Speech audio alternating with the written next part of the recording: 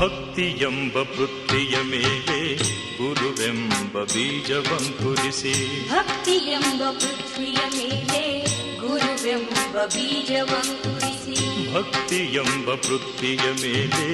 ಗುರುವೆಂಬ ಬೀಜವಂಕುರಿಸಿ ಭಕ್ತಿಯೆಂಬ ಪೃಥ್ವಿಯ ಮೇಲೆ ಗುರುವೆಂಬ ಬೀಜವಂಕುರಿಸಿ ಲಿಂಗವೆಂಬ ಎಲೆಯಾಗಿತ್ತು ಲಿಂಗವೆಂಬ ಎಲೆಯಾಗಿ